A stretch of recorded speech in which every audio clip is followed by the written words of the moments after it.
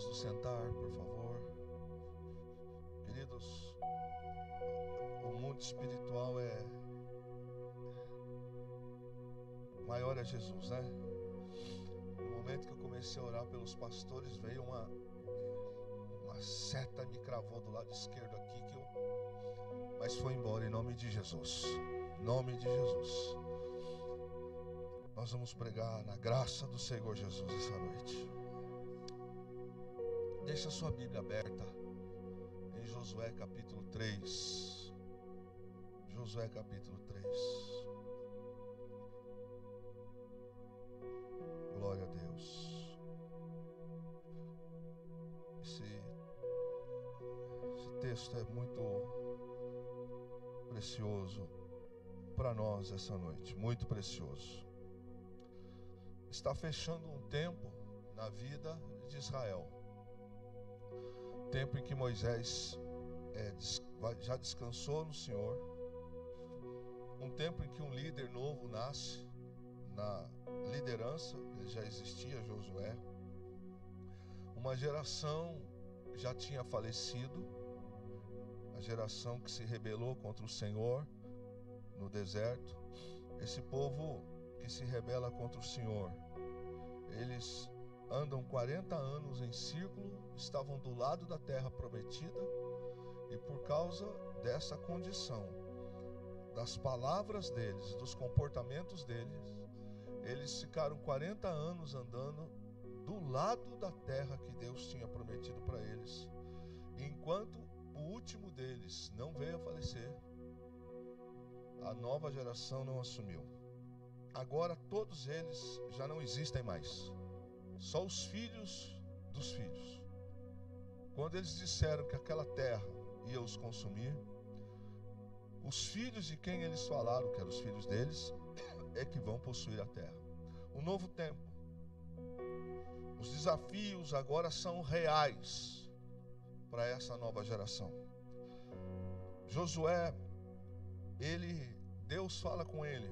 É ele que vai introduzir esta nova geração. Os mais velhos dessa geração agora é Caleb e Josué. Os demais, abaixo deles, já foram.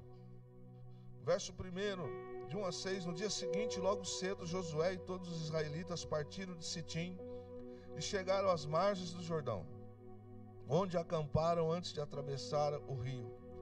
3 dias depois, os oficiais percorreram o acampamento e deram a seguinte ordem ao povo: quando virem a arca da aliança do Senhor, seu Deus, sendo carregada pelos sacerdotes levitas, saiam de suas posições e sigam a arca. Tenham cuidado de ficar cerca de 1 quilômetro atrás dela.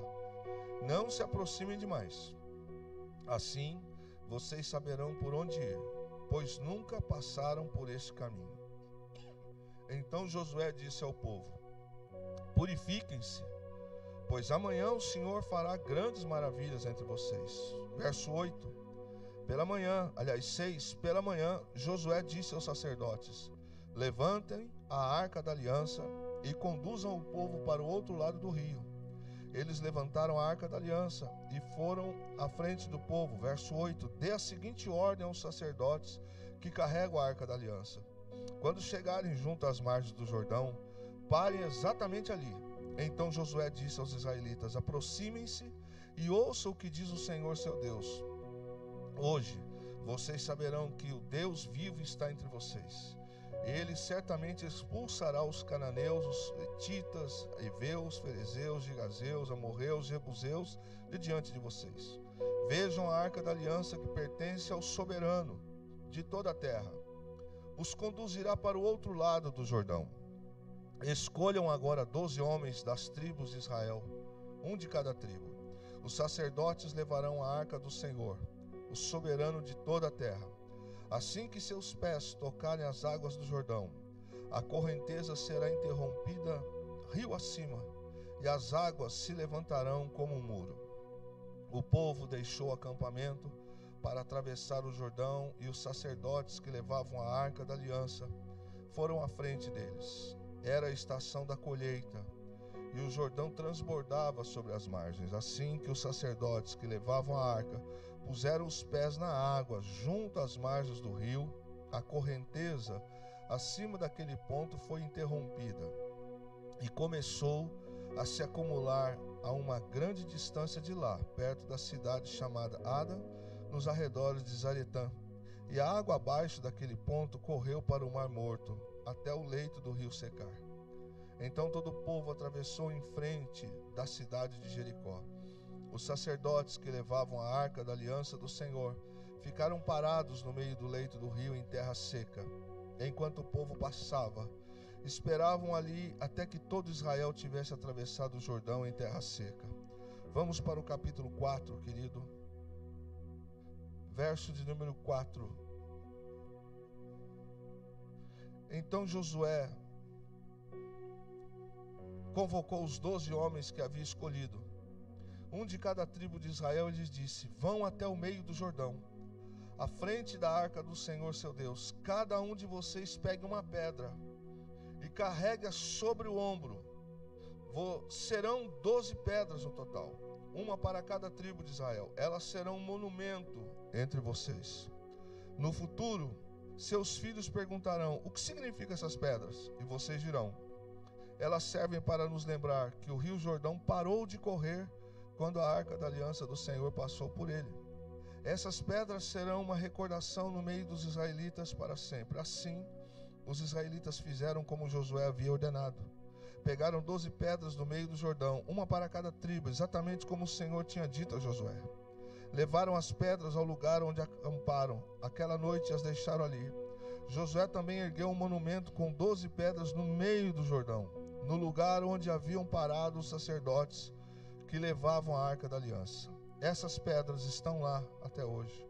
Os sacerdotes que levavam a arca ficaram parados no meio do rio até que fossem cumpridas todas as ordens do Senhor, transmitidas a Josué por Moisés. E o povo se apressou em atravessar o leito do rio. Quando todos chegaram ao outro lado, os sacerdotes atravessaram com a arca do Senhor enquanto o povo observava. Verso de número 13. Esses homens, cerca de 40.000, os da tribo de Ruben, estavam armados para a guerra, e o Senhor ia com eles enquanto avançavam para a planície de Jericó. O Senhor disse a Josué: ordene aos sacerdotes que levem a arca da aliança, que saiam do meio do rio. Então Josué ordenou: saiam do meio do rio. Assim que os sacerdotes que levavam a arca da aliança do Senhor saíram do leito do rio e pisaram em terra seca, a água do Jordão voltou a fluir e transbordou sobre as margens como antes. O povo atravessou o Jordão no 10º dia do primeiro mês e acampou em Gilgal, a leste de Jericó. Foi ali em Gilgal que Josué ergueu o monumento com as 12 pedras tiradas do Jordão. Até aqui, queridos. Esse texto eu quis ler com a igreja porque fala de um momento muito precioso. Um passado está ficando para trás. Um passado cultural, um passado emocional e um passado também espiritual. Lado de cá do Jordão é o lado que era para ser um ato até de alegria, mas foi palco de mortes, de rebeliões, de questionamentos com Deus, de desobediência. Foi palco de tempo perdido, porque 40 anos se passaram, sendo que esses 40 anos poderiam ter sido adiantados. Só que agora é um novo tempo. E agora eles estão à margem de entrar em Canaã. Só que tem um rio, e é época de sega, época de primavera. E esse rio, ele está, como o tempo das chuvas, enorme. Se você olhar para o que está acontecendo com Israel aqui, é uma situação muito comum para todos nós. Não que nós estejamos na beira de um rio, mas um divisor de águas.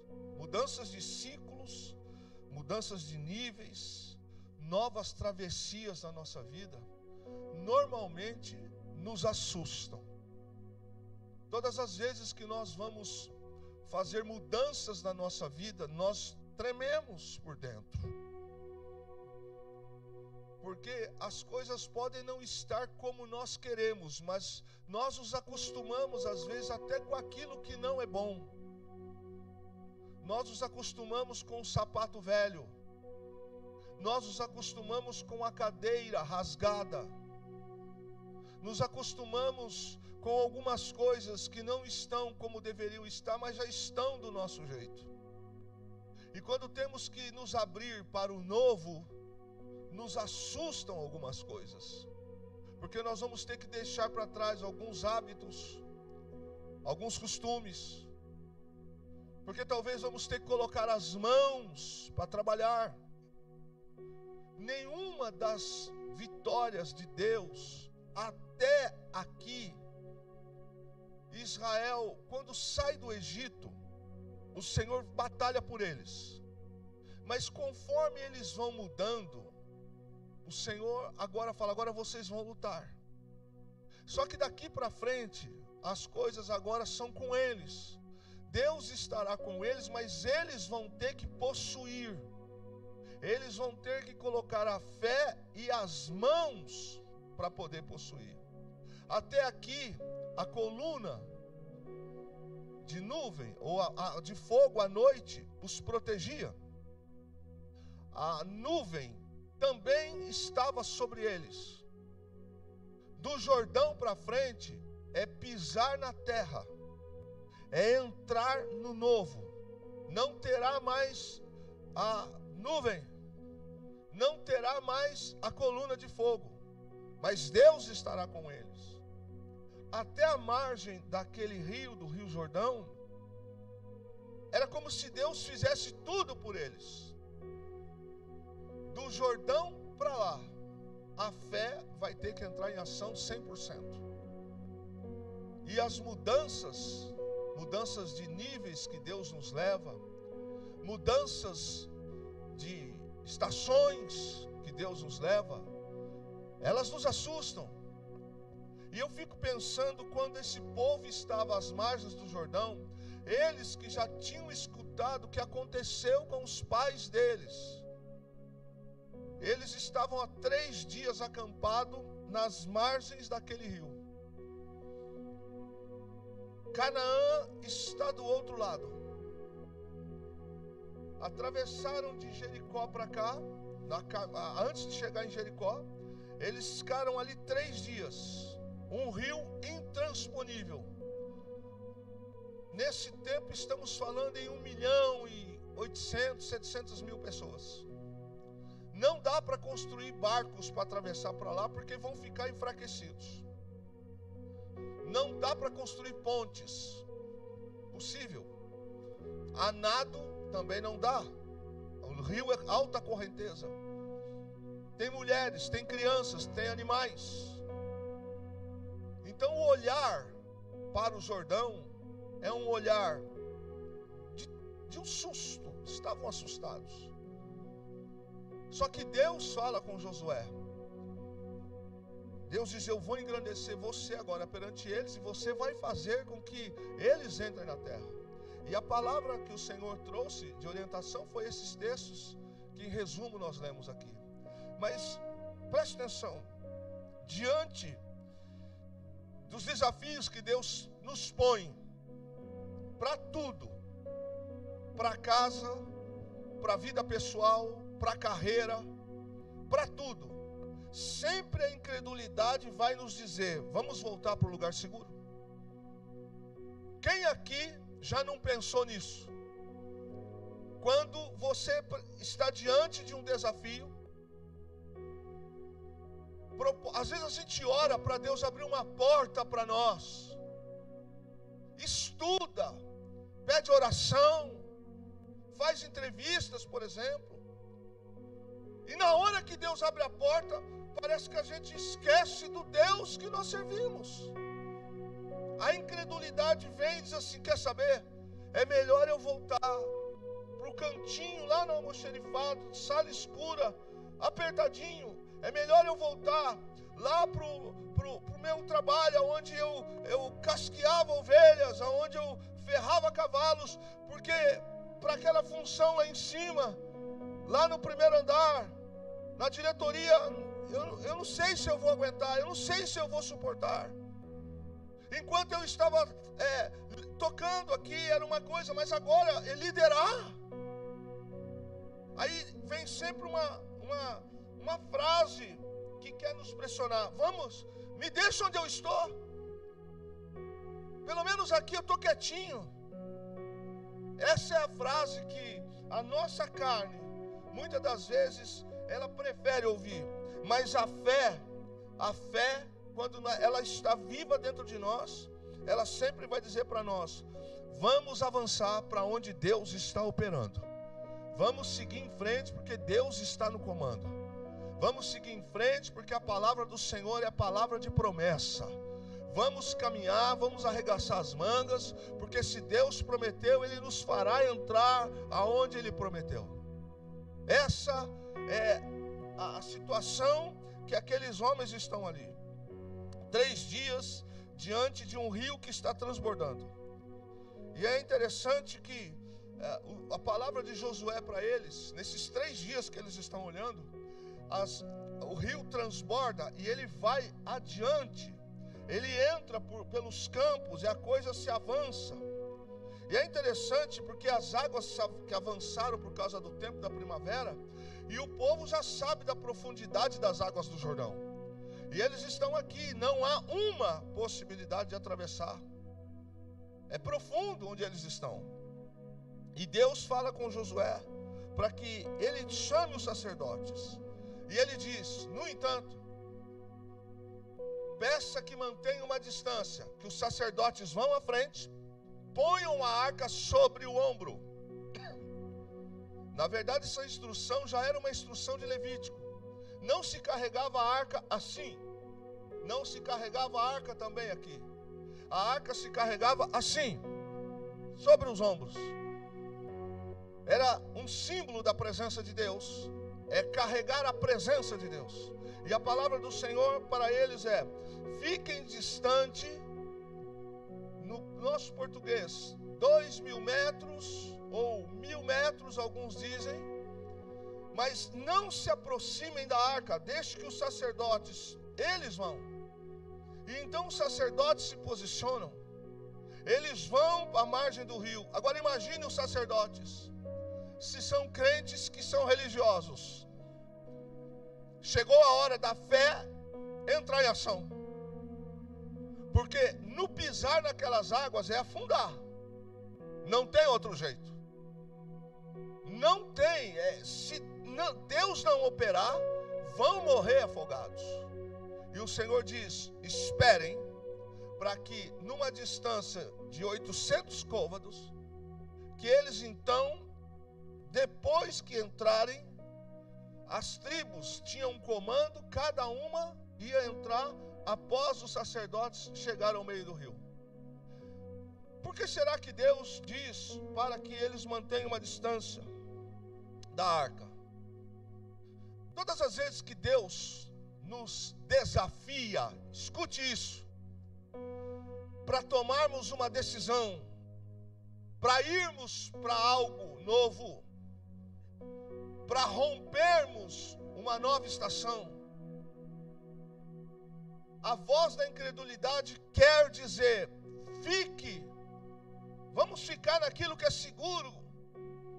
Mas por que a arca precisa estar na frente? Porque a arca simboliza Cristo, a arca simboliza a presença. E quando o Senhor fala para Josué que os sacerdotes levem a arca na frente, há uma mensagem primeira que está dizendo: Cristo já foi na frente, não tenha medo, Ele já está cuidando da travessia de vocês, Ele já está cuidando da passagem de vocês pelo Jordão. Então todo medo que a gente possa ter diante das mudanças de ciclo, diante das mudanças de níveis, diante das mudanças que Deus vai trazer para a gente, escute, a palavra já foi liberada, Ele já declarou: eu estarei, eu serei com vocês. Apenas vocês precisam pisar, os sacerdotes precisam pisar as margens do rio. E esperem que a arca tenha uma distância. Para quê? a arca que simboliza a presença, o Senhor já está lá na frente. As águas que iam nos sufocar, as águas que iriam nos matar afogado, o Senhor já separou as águas. Ninguém vai morrer afogado, ninguém vai perecer, porque aonde tem a presença de Deus tem livramento, aonde tem a presença de Deus tem escape, aonde tem a presença de Deus não vai ter morte, aonde tem a presença de Deus vai ter vida. Esses homens vão à frente, e é nesse avançar que eles vão pela fé. Se você abrir a sua Bíblia, Isaías 52, verso 12, há uma resposta de Deus também para nós. Diz assim: porque vós não saireis apressadamente, nem ireis fugindo, porque o Senhor irá diante de vós, e o Deus de Israel será a vossa retaguarda. Eu não sei a quantos desta casa o Espírito de Deus está falando esta noite, mas assim diz o Senhor: diante dos temores de umas mudanças que talvez você e eu vamos passar, diante de mudanças de ciclos, diante de mudanças, etapas que vamos ter que vencer, diante de ter que pisar em um rio que hoje a gente olha e fala, mas não tem jeito, não tem saída, são águas profundas. A palavra de Deus é: deixe que a arca vai na frente, deixe que o sacerdote vai na frente, mantenha a distância. Por quê? Porque este Deus vai fazer o livramento, esse Deus vai dar passagem. E ele responde: porque vós não saireis apressadamente, nem vocês vão ter que fugir, porque o Senhor vai adiante de vós, e o Deus de Israel será a vossa retaguarda. Então receba isso na sua vida essa noite, em nome de Jesus. Guarde isso no seu coração. Pegue os temores que queriam circundar a sua vida esta noite. Pegue todos aquela questão de ansiedade que estava. E eu entendo, você sabe o que eu estou falando. Tem coisas que a gente tem que decidir, e o medo vem e diz assim: não vai dar certo. Olha, presta atenção, como é que vai ser? O Senhor está respondendo: é nas margens do Jordão que eu vou te dar o livramento, é nas margens do Jordão que eu vou fazer o milagre, que todos vão ficar pasmos. Se você ler no capítulo 2 de Josué, Raabe, a prostituta, quando ela dá guarida para os 2 espias, ela diz assim: eu guardo vocês, mas eu quero que vocês façam algo por mim. Depois você lê que é linda essa passagem. Ela diz: eu quero que vocês me prometam que quando vocês entrarem, vocês guardem a mim, a minha família, os meus irmãos, as minhas irmãs. Aqueles 2 espias olham para ela, ela diz assim: porque chegou ao nosso conhecimento o que o Deus de vocês fez na saída do Egito. Ele abriu o mar vermelho. Chegou ao nosso conhecimento que o Deus de vocês exterminou 2 reis amorreus. Chegou ao nosso conhecimento os livramentos que o seu Deus tem feito. E há uma expressão na Bíblia Ara que diz assim: e o povo da terra daqui está desmaiado de medo do seu Deus. E ela diz: nós sabemos que o seu Deus é o Deus poderoso. Meu irmão, quando os nossos inimigos, eles mesmos já declaram que o nosso Deus é o Deus poderoso, que mais que a gente tem que temer, meu irmão? Se os nossos inimigos já dizem: o Deus deles é o Deus que opera, não há mais do que a gente possa temer. Raabe diz: me jurem que vocês vão me levar, porque o povo dessa terra sabe que os deuses daqui não podem com o Deus de vocês. E eu quero confirmar com você esta noite: tudo aquilo que possa estar intentando contra a sua vida, tudo aquilo que possa estar intentando contra a sua casa, tudo aquilo que possa estar se levantando contra a casa, assim diz o Senhor, o Deus do Senhor, o Deus do céu, o Deus da terra, o Deus do mar, o Deus do vento, Ele vai adiante e Ele é a nossa retaguarda. Entenda isso. Os sacerdotes deveriam molhar os pés antes de Deus abrir o caminho. Eu estava meditando nesse texto há alguns dias. Por que Deus não fez assim e as águas se abriram? até as margens daquele rio, o Senhor lutou por eles. Agora vocês têm que lutar. Agora vocês têm que arregaçar as mangas. Agora vocês têm que pisar nas águas. Primeiro vocês pisam, depois eu abro as águas. Eu vou repetir isso aqui como voz profética para você e para mim essa noite. Não espere que Deus abra as águas sem que você por fé pise. Isso é meio... Isso que é pedir demais para Deus, né? A palavra de Deus para nós é: não olhe para a profundidade, pise nas águas. Mas como é que vai ser? Como vai ser, eu não sei. Eu sei que Ele vai abrir as águas. Eu vou dizer de novo para você dar um glória a Deus. Eu sei que Ele só está esperando que a gente pise nas águas. O milagre está lá, Canaã está lá. As águas são profundas, as águas, a margem do rio é muito larga. A palavra é: diga para os sacerdotes pisarem. Então os sacerdotes estão ali. Como a gente vai fazer? Assim o Senhor falou para fazer. Então pega a arca, põe no ombro.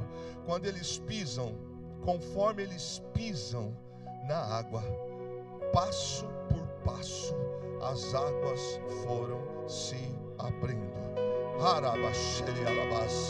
Passo por passo, as águas foram se abrindo.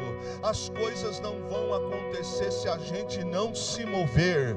As coisas não vão se cumprir se a gente não agir. Conforme os sacerdotes davam um passo, as águas abriam, e outro passo e as águas se abriam. De repente eles estão no meio do Rio Jordão. A Bíblia diz que as águas ficaram contidas numa cidade lá em cima, na cidade de Adão, e as águas que estavam para baixo, elas foram para o rio morto que estavam lá embaixo. Ou seja, de repente todo o leito do rio, tudo aquilo que estava atrapalhando, o Senhor abriu as águas, porque os sacerdotes ousaram ouvir a voz do Senhor. Eu vou repetir: os sacerdotes ousaram, creram ouvir a voz do Senhor.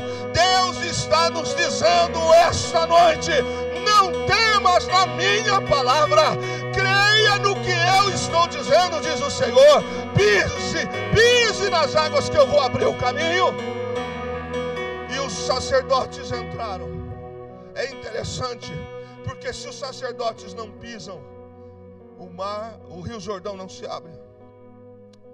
E eu estava pensando, porque às vezes a gente tem a sensação, sei você, de que você trabalha e às vezes não é reconhecido. Às vezes você faz, seu nome não é lembrado. Às vezes você entrega a sua vida por uma causa e você não é reconhecido. Ok. Os sacerdotes não foram os primeiros que chegaram na terra, mas foi por eles que Israel chegou. Essa é a diferença de quem tem o chamado, de quem não está preocupado com o altar, de quem não está preocupado com status. Se os sacerdotes não pisam, não vai abrir. Deus podia usar uma outra forma, sim, mas especificamente aqui, essa função era deles. Quando eles param no meio do rio, aqui abriu e para cá abriu. Aí Josué diz: pode vir. E passa a primeira tribo. Primeiro que vem é a tribo de Rúben, homens armados, que eram os que dariam proteção. Vem a segunda tribo, E os sacerdotes? Eles estão aqui assim, ó. Os pés deles estão sobre pedras no meio do rio. O povo está passando, mas eles não entraram na terra. Mas será por eles que o povo vai chegar na terra. Eles não estão preocupados se eles não vão ser o primeiro que vai chegar e dizer: ei, pisei em Canaã. Porque quando a gente tem compromisso com Deus, quando a gente ama o reino de Deus, não interessa a posição que eu estou. O que interessa é que eu faço parte do reino. Pegou? Mas eu não fui em primeiro lugar. Não, a questão não é que está em primeiro lugar, meu irmão. A questão é outra. Esses homens estão aqui, ó. Poxa, mas foi a gente que colocou a cabeça a prêmio, né? Foi a gente que tremeu. E lógico que eles não tremeram. Mas foi a gente que entrou no meio do rio. Por que então a gente que não vai lá primeiro? Não é assim que funciona com Deus. Esses homens entram no meio do rio, pisam nas águas, ficam lá parados, e eles ficam lá servindo de proteção, vamos chamar aqui, para que Israel passe. Eles molham os pés para que a nação inteira pudesse atravessar para o outro lado. Tomara que toda esta igreja, essa noite, tomara que todos os crentes tenham esse entendimento, que nós entendamos que é mais importante que a gente molhe os pés para que outros alcancem a salvação. Tomara que a gente entenda que mais importante do que tão importante quanto entrar lá é fazer com que outros também entrem lá. Esses homens, eles molham os pés, enquanto os outros não molham os pés. Não parece desproporcional? Não parece um pouco diferente? E é interessante que foi preciso fé e coragem para que eles fizessem esse trabalho. Porque se eles não têm essa atitude, não vai. Eu queria que você entendesse isso, que é algo forte para a nossa vida. Tem pessoas que molham os pés para que outros passem com os pés enxutos. Esses sacerdotes molharam os pés para que outras pessoas com o pé seco chegassem do outro lado. Outras gerações foram abençoadas pela atitude daqueles que aceitaram pisar nas águas. Eu olho para esta casa essa noite, sem ser nostálgico. Quantas pessoas já pisaram nos rios para que a gente estivesse sentado aqui hoje? Essa cadeira que você está sentado, essa poltrona confortável que você está sentado, teve os pés do presbítero Celso, teve os pés do pastor Otávio, da irmã Marlene. Essas poltronas que você está sentado, talvez alguns de vocês não saibam. Houve um presbítero que nem chegou a vir para cá. O câncer levou ele primeiro. Chamava-se presbítero Manuel. Ele congregava comigo quando ainda lá embaixo. A sua força física foi acabando. Ele foi internado posteriormente em São Paulo. Eu ia visitá-lo em São Paulo. Depois ele saiu do hospital, foi para a casa do filho. Eu ia lá uma vez por semana visitá-lo em São Paulo. E até o Senhor levá-lo. Essas cadeiras que você está sentado, essas coisas que você tem aqui, pessoas que você talvez não tenha conhecido, tem os pés molhados do presbítero Manuel. Quantas pessoas que a gente não conhece, que molharam os pés, e nós passamos a pé enxuto. Eu estou citando alguns, mas tem muito mais gente. Muito mais gente. É que eu já estou meio esquecendo de algumas coisas. Mas quantas pessoas que passaram por aqui, que serviram ao Senhor na trajetória desta igreja, que o Senhor as levou. Eu fui ao mercado de Caçapava sábado, e aí um irmão de uma outra denominação que tem um comércio lá. Ele acha ruim quando eu não vou lá. E ele é um abençoador da rádio. Eu não estava nem sabendo. Ele disse assim: ô abençoado, mandei uma oferta lá para a igreja. Eu falei: você mandou? Lá estou mandando. Eu falei: é? Eu não sabia não. Aí eu fui saber. É o 3º mês que ele manda uma oferta de 100 e poucos reais. Ele não congrega aqui. Ele nunca veio aqui. Mas em dias difíceis que a gente está passando, tem gente molhando os pés. Outro dia, uma pessoa que não preciso dizer, me procurou e disse: eu quero fazer isso pela obra. E molhou os pés por algo que você não imagina. Tem pessoas que vão molhar os pés pela gente, que talvez a gente nunca vai as conhecer aqui. Tem coisas que a gente vai viver nessa terra que alguém fez pela gente. Agora eu quero virar essa chave com você. Tem coisas que você está fazendo hoje que a sua descendência vai passar a pé seco, mas foi você que molhou os pés. Os que são crentes mesmo, entenderam? Eu vou repetir para quem ainda está acordado e é crente. Tem coisas que você está fazendo hoje, que você está molhando os pés hoje, e a sua descendência vai passar a pé seco lá na frente, querido. Pessoas que carregam a glória de Deus não devem se esquecer de quem elas representam. Aqueles sacerdotes, eles simplesmente colocaram a arca, porque eles sabiam que a arca significava a presença de Deus. Eu queria que você olhasse para mim um segundinho só.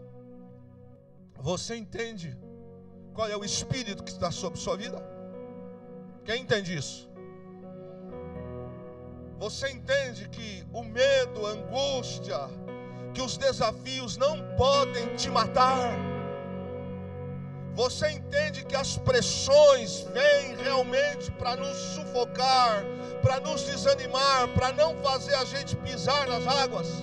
Mas deixa eu dizer para você em alto e bom som, até para o inferno escutar: você carrega a presença do Deus da arca. E se você carrega a presença do Deus da arca, as águas vão se abrir. E aonde tem a presença de Deus, tem o sobrenatural, querido. É isso que a gente precisa entender. Outras gerações foram abençoadas porque aqueles sacerdotes pisaram nas águas. Então esta noite eu desafio você: não desista. Não pare no cansaço, no desânimo, nas tentativas do inferno, em tudo aquilo que quer te paralisar. Tudo. Talvez um problema em casa, um problema familiar, talvez um problema, qualquer que seja um problema, grande, pequeno ou médio. Entenda de uma vez por todas: há um comando de Deus para você. Continue a caminhada, continue a jornada, não desista. Não pare, continue. Pastor, eu não estou aguentando mais, é só pisar nas águas. Parece que eu vou morrer, eu não estou aguentando mais. O desânimo, a angústia, a tristeza, não está acontecendo nada. Está acontecendo sim. Deus está já lá na frente. É lógico. No mundo espiritual, querido, existe temor daqueles que carregam a presença. Não esqueça disso. Eu já fui expulsar demônio. A glória não é minha, o poder não é meu, nada depende de mim, tudo é do Senhor. Eu já entrei em lares que Satanás estava lá fazendo arruaça. Nós entramos na casa, o capeta já gritou lá: desgraçado, ele chegou e eu te odeio. Disse: graças a Deus você me odeia, mas Jesus me ama. Porque quem carrega a presença,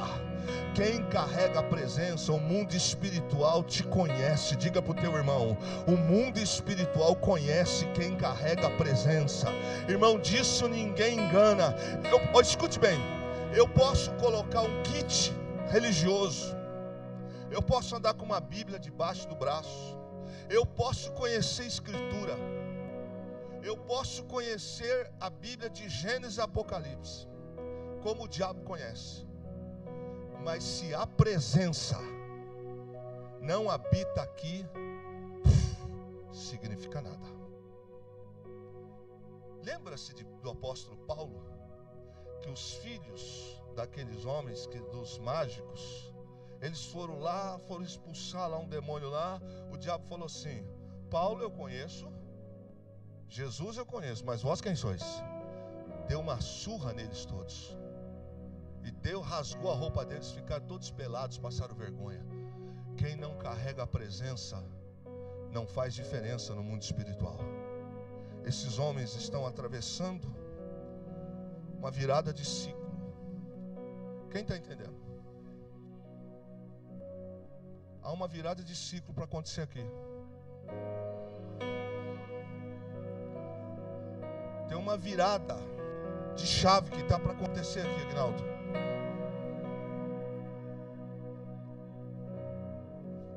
Um passado está ficando, mas tem um rio Jordão na frente. Como é que a gente faz? Irmão, eu não sei. Eu só sei ouvir a voz dele. Qual é a voz? Pisa nas águas, pega a arca, escolha os sacerdotes, peça para os sacerdotes pisarem nas águas, e aí o resto é com Deus. Olhar para cá não tem saída, olhar para cá não tem saída, olhar para trás é angústia, olhar para trás é passado, olhar para trás é doença, olhar para trás é o que não dá certo, olhar para trás são os pecados, olhar para trás, não. Deus está dizendo: não olhe mais para trás, nem dos teus pecados eu me lembro mais. Eu estou te oferecendo uma vida nova, um futuro novo, um tempo abençoado. Eu estou te oferecendo uma terra que mana leite e mel.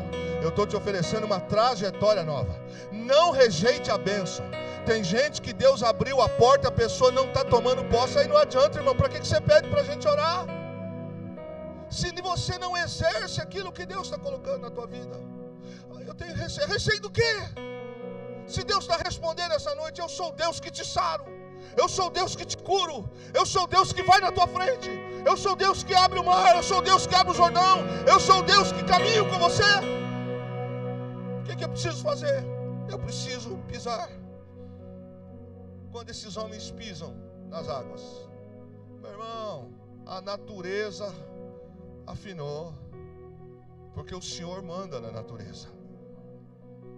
Pessoas que carregam a presença são especiais, se preocupam primeiro em abençoar, pisando nas águas. A gente conhece uma pessoa que carrega a presença porque ela não é egocêntrica, ela não fica causando. A pessoa que carrega a presença, ela tem no coração abençoar. Sabe como é que ela é? Ela não... Vou dar um exemplo aqui. Tem um jantar, tem poucas mesas. Chegou alguém da própria igreja ou visitante. Quem carrega a presença sabe o que faz? Por favor, sente-se aqui. Mas ó, quem não carrega a presença. Você é boba, hein? Você é bobo. Você chegou mais cedo, chegou agora, você vai dar o seu lugar para ele. Você percebe quem carrega a presença e quem não carrega a presença? Quem carrega a presença não tem problema. Quem carrega a presença, ele está sempre disposto, disponível para abençoar. Ele não está preocupado que hora que ele vai jantar, que hora que ele vai tomar suco. Ele não está preocupado que hora que ele vai embora. Eu conheço pessoas aqui da igreja que carregam a presença. Ele não está escalado, mas ele está aqui. Pastor, o que precisa fazer? Pastor, o que precisa? Dá para ajudar? O que tem que fazer? Quem carrega a presença, irmão, ele não está preocupado se o nome dele vai aparecer nos monitores, se ele vai estar ministrando, se ele vai estar... Não, ele carrega a presença, ele está preocupado em abençoar. Esses sacerdotes aqui, eu vou dizer para você, fala o nome deles aqui na Bíblia, nesse contexto. Dá uma olhada, lê aí para mim no capítulo 3 e no capítulo 4. Veja se você encontra o nome deles aí no capítulo 3 e 4. Não, aqui nesse capítulo eles não têm nome, mas eles pisaram nas águas. Quantas pessoas pisarão em outras terras porque você pisou nas águas por elas primeiro? Hoje, alguns de nós Hoje a Jacira e o Alex são tesoureiros aqui. Mas lá atrás o presbítero Celso foi o primeiro tesoureiro comigo. Nós não tínhamos computador. Eu emprestava uma máquina de datilografia que depois meu pai me deu desse tamanho. Nós fazíamos relatório no quintal da casa do presbítero Celso. Eu pegava o horário de almoço que eu tinha no meu trabalho, ia para lá no horário de almoço, fazer relatório financeiro com ele. Mãe Teresa fazia alguma coisa para comer, enquanto eu fazia, às vezes eu almoçava, às vezes não. E às vezes eu comia aqui, fazia aqui, o meu Celso falava, pastor, você precisa parar para comer. Eu falei, irmão, eu tenho que voltar. Hoje a gente tem um espaço. Lá a gente não tinha espaço para fazer relatório, não tinha impressora. Era no carbono, era à mão. Pessoas pisaram. Qual será o teu pisar? Mas para quê, pastor? Eu disse hoje para a Fernanda no almoço, eu falei, Fê, eu não sei, mas eu acho que tem que ter alguma coisa diferente no céu. Mas pastor, porque não é possível. É meio... Você tem pisado? Não. Alguém tem que pisar por mim. Você não carrega a presença, irmão? Quem carrega a presença está preocupado em abençoar a vida dos outros. Ele não está preocupado se ele vai chegar lá primeiro. Ele carrega a presença.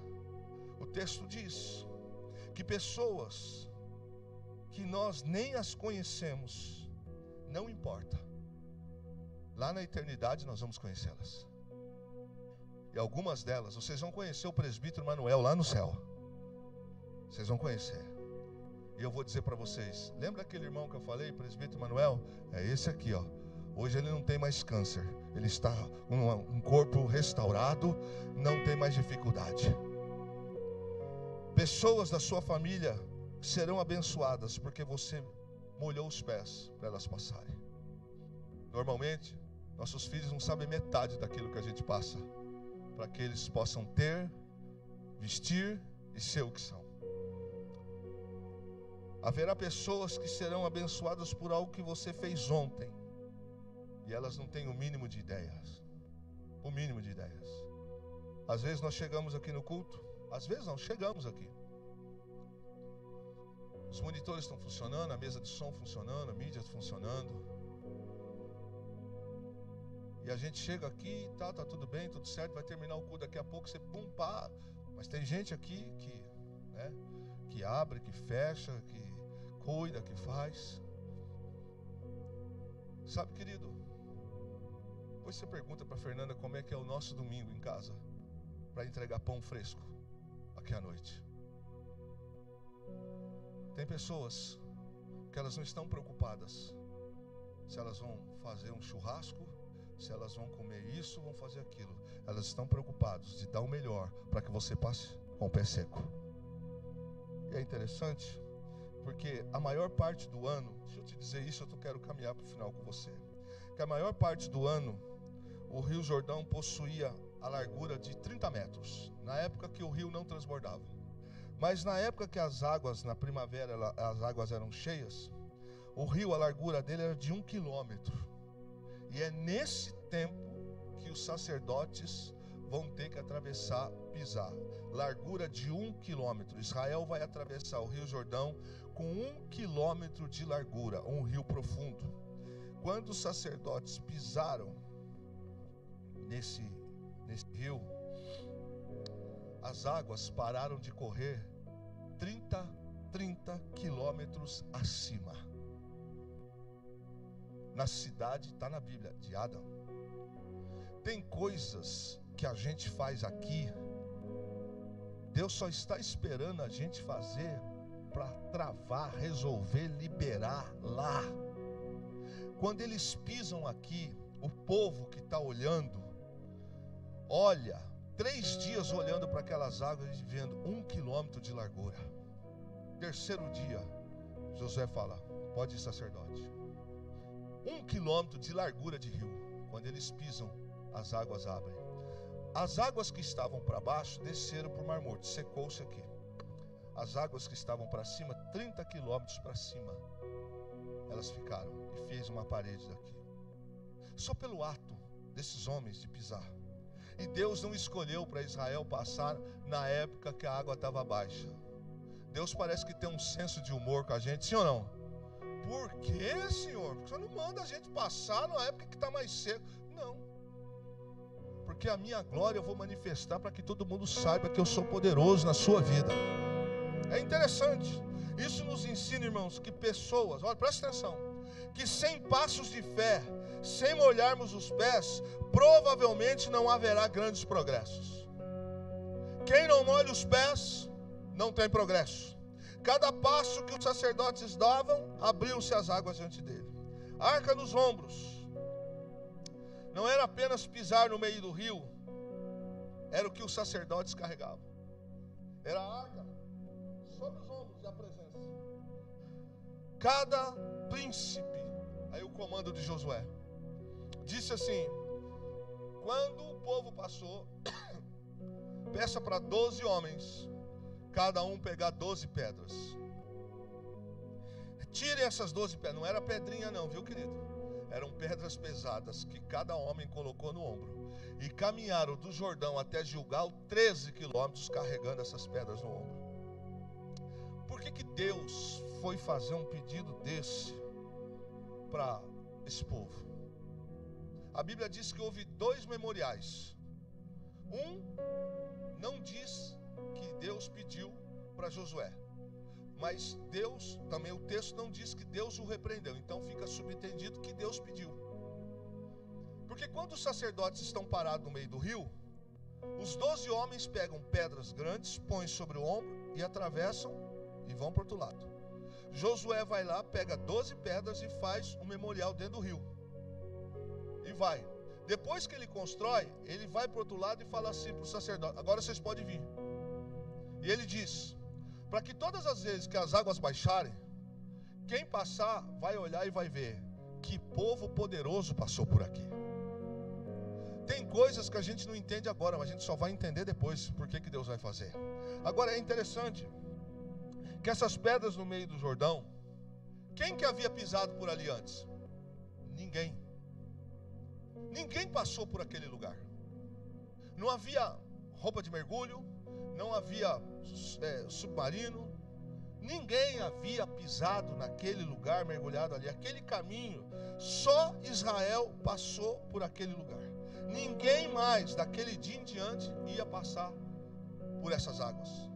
Então aquelas pedras que eles tiraram e levaram para fazer um memorial em Gilgal, são marcas que só eles entendiam. E aí o Senhor disse: leve e faça um memorial para que os filhos de vocês saibam o que eu fiz, para que eles entendam o grande livramento que eu dei para Israel, que eu abri as águas do Jordão para vocês passarem. Só consegue entender as pedras que a gente carrega e por que estão lá quem passou pelo processo. É durante o processo que o Senhor às vezes nos leva para algumas experiências que a gente não entende, mas que depois que a gente passa pelo processo, você olha para alguns memoriais que quem não passou não vai entender. Quando você olha para uma cicatriz, quando você olha para algo que ninguém entende e fala: o que significa isso? Eles nunca vão valorizar, eles nunca vão saber, porque eles não estavam no passar pelo Jordão. Mas você sabe o que significa aquelas pedras. Por isso que tem coisas na vida da gente que a gente não gosta nem de brincadeira. Sim ou não? Tem coisas na vida da gente que alguém vai mexer, você fala: não mexe isso aí não, por favor. Não, o que tem a ver? Isso aí. O que é isso aqui? Se eu te falar, você não vai entender. Isso aqui significa um dia em que eu estava desenganado pelos médicos, que não tinha mais esperança, mas Deus me curou. Isso aqui significa um dia que alguém zombou de mim, riu de mim, que eu nunca teria uma casa, mas Deus me deu uma casa. Existem coisas que a gente não entende porque que Deus muitas das vezes nos permite e nos pede para levar, nos pede para marcar. Ninguém consegue ter algumas pedras do ciclo que só você passa, porque você passou por esse ciclo. Por isso você sabe o que significa o memorial. Quando eu me aposentei, eu estava para aposentar. A Fernanda, eu disse: Fernanda, eu vou fazer um culto de ação de graça. Ela disse: não, nós vamos fazer o culto. Eu disse: o culto? Ela disse: o culto. Porque você está saindo vivo depois de 31 anos. Você está saindo em honra. Você entrou e saiu em honra. Em casa eu tenho, para muita gente o distintivo não significa nada, mas o meu está guardado. Eu sei o quanto custou 31 anos, as pedras que eu tive que carregar. Tem algumas coisas que, como o Senhor disse aqui para Josué, peça para esses homens levar essas pedras e fazerem um memorial, para que todos aqueles que olharem saibam do livramento que eu dei para o povo. Tem coisas que hoje estão acontecendo para que um dia os outros contem o que Deus fez por você. Tem coisas que hoje você chora, tem coisas que hoje você padece, mas você não abre mão da fé. Mas amanhã o teu neto, o teu filho vão dizer assim: esse aqui é papai, esse aqui é meu avô. Quem é esse aqui nessa foto aqui? Você não sabe? Deixa eu te contar a história. Houve um tempo que não tinha isso, que não tinha aquilo, que não tinha isso, não sei o que. Eles estavam lá adorando o Senhor, eles estavam fazendo isso, não mexe com isso aqui não. Essa Bíblia aqui de quem é? Não, essa Bíblia aqui está velha, está amarelada. Deixa essa Bíblia aqui, essa Bíblia pertenceu a fulano de tal, Beltrano de tal. Foi nessa Bíblia que ele pregou tantos anos. Essa Bíblia aqui, ela vale mais do que um carro para mim. Sabe, querido, não é idolatria. Eu estou dizendo no contexto que Deus às vezes Ele nos leva por alguns caminhos e diz: marque, para que você saiba e diga aos outros o tamanho do seu Deus. São as pedras que hoje estamos a pegar no meio do rio, que vão servir de testemunho para nós. E por último, Ele diz: purifiquem. Capítulo 3, verso 5 diz assim: purifiquem-se. Nesse tempo, água era algo assim muito escasso. Tomar banho era algo assim extremamente em ocasiões especiais. Anteontem nós assistimos um documentário na época dos reis, na época de 1600, que os reis tomavam banho agora na Inglaterra, se não me engano, 3 vezes por ano. Você é mais limpo que os reis da época antiga. Tem dia que eu tomo 3 por dia. Os reis tomavam 3 banhos por ano. Nessa época aqui, quando o seu Josué disse assim: purifiquem-se. Como naquela época não era uma época de água muito fácil, purificar aqui significava tomar banho, trocar de roupa, e os casais se abstinham de terem suas relações naquele dia, que era para entregar ao Senhor. Uma forma de se santificar. A água naquele tempo era algo assim muito, muito escasso. Então quando se falava sacerdotes se purifiquem, povo se purifica, quando Josué fala assim: purifiquem-se, porque amanhã o Senhor fará maravilhas no meio de nós, Deus está dizendo. E todas as vezes na Bíblia que se falava purificar, significava está fechando um tempo e está começando um novo tempo. Pegou? Pegou?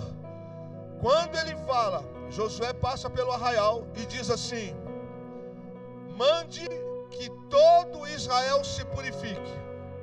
Ele está dizendo: homens e mulheres, todo Israel, tomem banho, troquem roupa, ponham roupas limpas, porque vai começar um novo tempo nessa casa, vai começar um novo tempo nesta nação, vai começar um novo tempo nesse ciclo. No sentido bíblico, purificar mar significava, vai ficar um tempo para trás e vai começar um novo. E assim o Senhor fala conosco também. Está chegando um novo ciclo. Você está entendendo? As coisas estão mudando. Um novo ciclo está para começar. E aí ele diz: diga para o povo que eu estou mudando as etapas, eu estou mudando as fases. Uma nova estação está chegando. Quem está entendendo vai ficando em pé. O Senhor disse para Josué: fale para o povo. E Josué falou: olha, amanhã o Senhor vai fazer coisas novas. Então eu quero que tudo que é passado fique para trás. Se preparem, porque coisas novas o Senhor está fazendo no meio de nós. Diga para o teu irmão: foi nas margens do Jordão que as coisas aconteceram. É só pisar, irmão. É só pisar nas águas. O maior medo que a gente tem é sair da zona de conforto. E dói, e machuca. Dá medo, dá preocupação, dá tensão. Como é que vai ser? O que nós vamos fazer? Bom, irmãos, eu tenho só uma palavra para dizer para você. Vamos pisar nas águas? Porque só uma coisa a gente pode fazer: crer no Senhor, crede nos seus profetas e prosperareis. É isso que Deus está falando. Nas margens do Jordão, Josué olha para o povo e diz: só espere eles pisarem. Assim que eles pisarem, as águas se abriram. Pode ir a primeira turma, pode ir a segunda. Quando você estiver na travessia, que está chegando aqui, pegue isso. Quem é espiritual está entendendo. Não se esqueça de pegar as pedras, porque daqui a alguns anos você vai chegar, vai dizer assim: o que é isso aqui, mãe? Esse foi no tempo em que nós atravessamos o Jordão. Estávamos lá, o Senhor nos fez atravessar. Saímos de uma terra seca e entramos numa terra de fartura. Vamos adorar o Senhor Jesus Cristo.